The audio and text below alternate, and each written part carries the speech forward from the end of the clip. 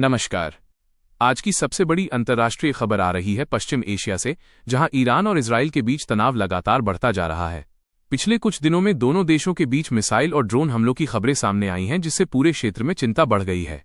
दुनिया के कई बड़े देश अब स्थिति पर नजर रखे हुए हैं, क्योंकि अगर ये संघर्ष और बढ़ता है तो इसका असर पूरी दुनिया की राजनीति, तेल की कीमतों और सुरक्षा व्यवस्था पर पड़ सकता है। क्या हुआ हाल ही में? ताज़ा रिपोर्ट के अनुसार ईरान ने दावा किया है कि उसने इजराइल से जुड़े कुछ ठिकानों पर ड्रोन और मिसाइल से हमला किया।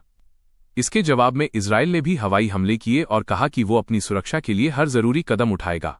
इजराइल की सेना ने बताया कि उनके आयरन डोम एयर डिफेंस सिस्टम ने कई मिसाइलों को हवा में ही रोक दिया। हालांकि कुछ जगहों पर धमाकों की आवाजें भी सुनी गईं, जिससे लोगों में डर का माहौल बन गया। क्यों बढ़ रहा है ये संघर्ष? ईरान और इजराइल के बीच दुश्मनी कोई नई बात नहीं है। दोनों देश लंबे समय से राजनीतिक और सैन्य प्रतिद्वंद्वी रहे हैं। इजराइल का आरोप है कि ईरान मध्य पूर्व में कई हथियारबंद समूहों को समर्थन देता है। वहीं ईरान इजराइल की नीतियों और सैन्य कार्रवाई का विरोध करता रहा है। हाल के समय में गाजा और लेबनान क्षेत्र में बढ़ते संघर्ष ने भी इस तनाव को और बढ़ा दिया है। दुनिया पर क्या असर पड़ेगा? अगर ये संघर्ष और बढ़ता है तो इसका असर केवल इन दो देशों तक सीमित नहीं रहेगा। इसके कई बड़े प्रभाव हो सकते हैं। 1. तेल की कीमतें बढ़ सकती हैं। पश्चिम एशिया दुनिया का सबसे बड़ा तेल उत्पादक क्षेत्र है। युद्ध की स्थिति में सप्लाई प्रभावित हो सकती है।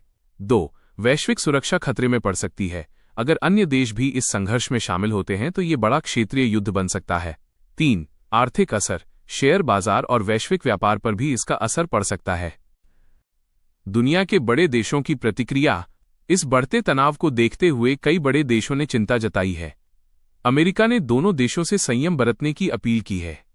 संयुक्त राष्ट्र यूएन ने भी शांति की अपील की है।